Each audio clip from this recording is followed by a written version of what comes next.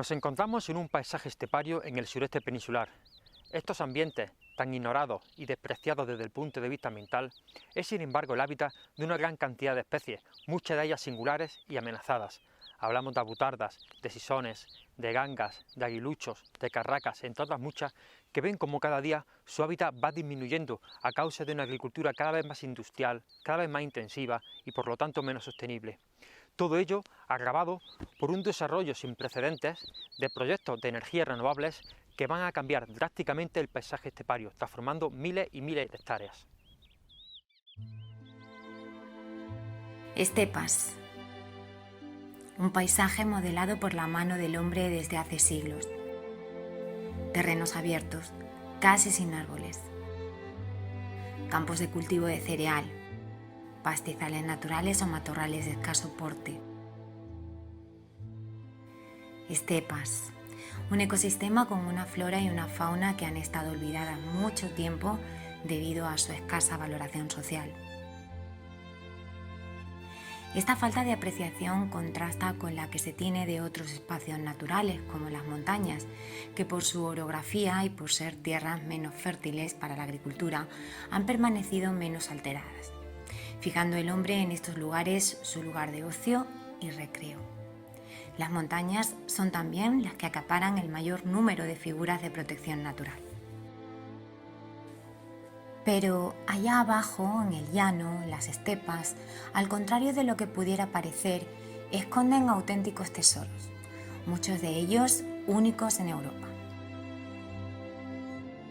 Una rica biodiversidad vinculada a los usos y aprovechamientos tradicionales del hombre y que ahora, por su transformación a un tipo de manejo más intensivo, se encuentra en peligro. Veamos estos tesoros alados que nos aguardan en esos cada vez más escasos hábitats esteparios. Seguramente el emblema de la estepa sea la abutarda.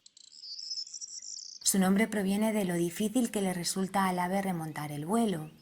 El enorme peso de los machos, que ronda los 15 kilos, los hace situarse cerca del límite de la capacidad de vuelo para un ave. El periodo de cortejo es el momento más llamativo en la biología de estos colosos. A comienzos de la primavera, los machos se exhiben para atraer a las hembras. Esto supone un despliegue de conducta fascinante. Descuelgan sus alas, elevan la cola y las barbas, hinchan el cuello y se transforman en enormes bolas blancas visibles a kilómetros de distancia. En estas áreas, que se conocen con el nombre de leks, es donde también se producirán las cópulas. El sisón común es una de las aves esteparias que más está sufriendo las transformaciones del paisaje agrícola estepario. Ha pasado de ser un ave abundantísima hace apenas 20 años a desaparecer completamente en gran parte de su tradicional área de distribución. Su nombre proviene del sonido siseante que producen al volar. La causante es la cuarta remige del ala, que es más corta, curva y recia que las demás. Esto produce un siseo audible a mucha distancia. Durante la época de celo, los machos se sitúan en las lindes y en las zonas poco cubiertas para hacerse notar. Allí emiten su repetitivo y penetrante canto. Cuando detectan la presencia de alguna hembra, despliegan todo su potencial de cortejo y comienzan a dar saltos.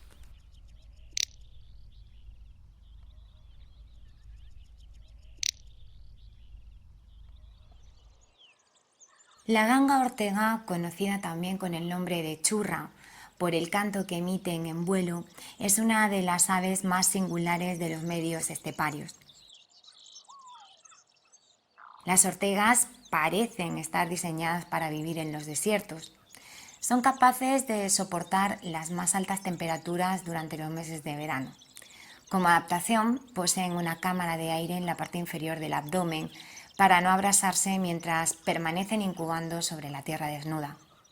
El plumaje ventral de los machos está adaptado para absorber el agua de los bebederos que visitan todos los días.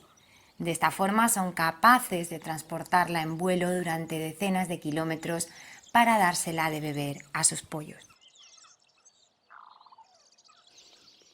La preciosa ganga ibérica, pariente cercano de la ortega, recibe igualmente su nombre por el canto que emiten al volar.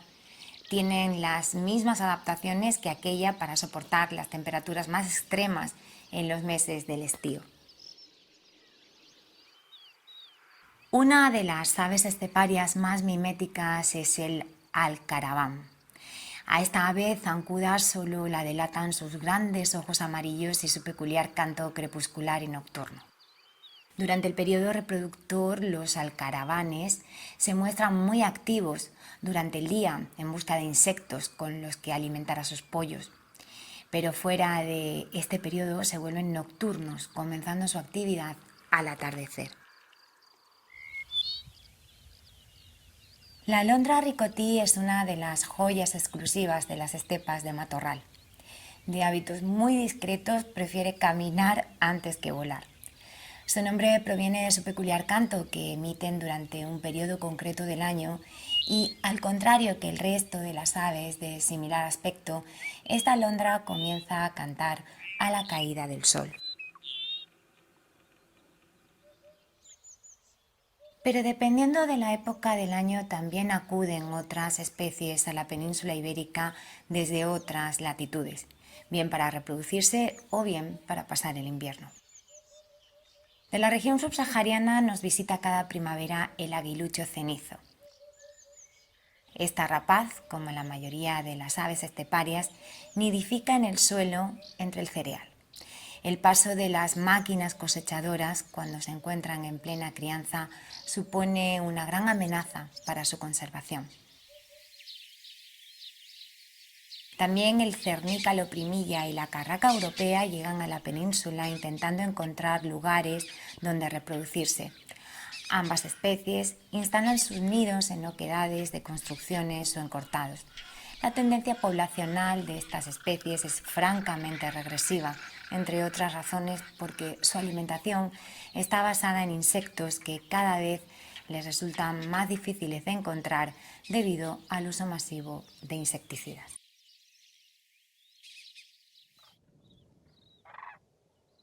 Entrado ya el otoño, nos visitan otras aves procedentes del norte de Europa. Las grullas, amantes de los espacios abiertos, encuentran en las dehesas claras y en los campos cerealistas el alimento que necesitan para pasar el invierno.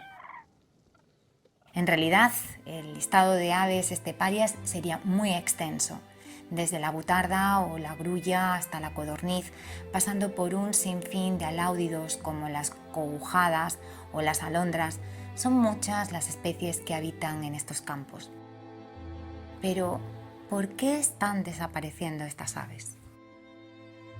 En primer lugar, porque los cultivos de cereales de secano están siendo sustituidos drásticamente por otros cultivos más rentables como el olivo, el almendro o el pistacho. Además, su manejo, cada vez más intensivo, empobrece el medio agrario desde el punto de vista de la biodiversidad. El cultivo del cereal es un generador de biodiversidad. Es la base de este agroecosistema. Es el primer eslabón de la cadena trófica, por tanto dependen de él muchas especies. Para algunas de ellas este cultivo es imprescindible para su conservación. El cultivo del cereal no es valorado. Lleva décadas siendo maltratado. Entonces, con este panorama es lógico pensar que el cultivo vaya a menos. Ten en cuenta que los precios en el mercado hasta hace nada han sido los mismos de hace 35 años. En la PAC tampoco es valorado. Un derecho de una región cerealista tiene un valor muy inferior a un derecho de una región olivarera. Todos los cultivos que yo conozco tienen acceso al régimen de pago básico, pero además algunos cultivos gozan de una línea de ayuda asociadas, como por ejemplo el cultivo del almendro, cosa que no tiene el cultivo del cereal. En lo que son las líneas de desarrollo rural, tampoco hay una línea de ayuda atractiva en el caso del cultivo del cereal, como por ejemplo la tiene el cultivo del olivar. Esta delicada situación para las aves esteparias se ve agravada además por el uso indiscriminado de químicos e insecticidas en los cultivos. No es raro ver los campos en barbecho con su flora arvense, es decir, esas plantas que nacen de forma espontánea y que se suelen conocer como malas hierbas, completamente secos, muertos en plena primavera por la aplicación de herbicidas. Esta flora natural de los barbechos es esencial, como sabemos, para la biodiversidad. Sin estas plantas tampoco hay insectos. El Plan Nacional Integrado de Energía y Clima prevé una reducción importante de las emisiones de CO2 a la atmósfera.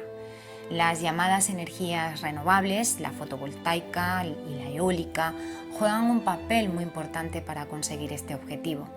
Sin embargo, una falta de planificación seria y sostenible está dando lugar a que miles de hectáreas de terreno estepario se transformen en suelo industrial para la instalación de estas infraestructuras. Las renovables ocupan una gran extensión de terreno y lo modifican profundamente, de manera que acaba siendo inservible para las aves esteparias. No significa que no se puedan construir plantas de renovables, significa que se tiene que elegir muy bien el terreno y ser consciente de que el terreno que ocupan es inservible para muchas especies esteparias. Tiene que hacer una planificación seria y en esa planificación tiene que tener en cuenta que en las zonas que son adecuadas para las renovables son también muy importantes para aves esteparias y para otros organismos propios de este medio. Tienen que tener en cuenta qué áreas son importantes para las aves esteparias, para los organismos de zonas áridas y semiáridas. A menudo el público en general no aprecia estos medios abiertos, desarbolados, no les da el valor que tienen. Sin embargo, en Europa, España es el país que tiene una mayor representación de este tipo de medios y de su fauna y flora asociada. Es decir, son medios muy valiosos y nosotros somos los que tenemos una mejor representación de los mismos. Hay que apreciarlos en lo que vale. Bueno, una de las maneras más eficaces que tenemos de poder conservar las zonas esteparias sería saber de dónde viene la alimentación que llevamos a nuestra mesa. Para eso tendrías que hacer la compra mirando y dándole la vuelta al producto y mirando el origen de los ingredientes que tiene ese producto. O sea, estamos hablando, por ejemplo, de saber de dónde vienen las lentejas que comes, de saber dónde vienen los garbanzos, de saber de dónde viene el trigo que lleva la pasta que estás consumiendo en tu casa. No hace falta tener un producto con un origen canadiense, sino que puedes tenerlo bastante cerca de tu casa y sobre todo favoreciendo luego el mantenimiento de esas zonas abiertas para la conservación de nuestras aves esteparias. Estas zonas esteparias disponen de un recurso complementario excepcional, el turismo de naturaleza o el turismo ornitológico. Consiste en que podamos traer a estas zonas a observadores para poder ver avutardas, grullas, sisones, aves esteparias que están en franca regresión. Para ello, la Administración debería apoyar decididamente estas nuevas fórmulas de turismo de naturaleza o turismo ornitológico, como ya se hace en algunas zonas de España. Hubo un tiempo en el que el hombre y las aves esteparias fueron aliados. Los hombres neolíticos fueron abriendo el monte para cultivar cereales a medida que iba aumentando la población humana y sus necesidades de alimento. Así, las aves de la estepa se fueron extendiendo. Ellas se encargaban de mantener a raya a los insectos que pudieran perjudicar a las cosechas. Pero hoy el hombre ha roto su vieja alianza con las aves esteparias y está convirtiendo sus campos en una industria intensiva. Una industria en la que no tienen cabida otras plantas, no tienen cabida los insectos y no tienen cabida las aves. La presencia de las aves esteparias debería ser el orgullo y la garantía de que tenemos un medio rural sostenible, porque ellas son parte esencial del entramado ecológico y de nuestra propia cultura. Las administraciones públicas, que tienen la responsabilidad y la obligación de velar por la conservación de nuestro patrimonio natural, deben reaccionar e implementar cuanto antes las políticas necesarias para que las aves esteparias dejen de estar abocadas a la extinción y al olvido.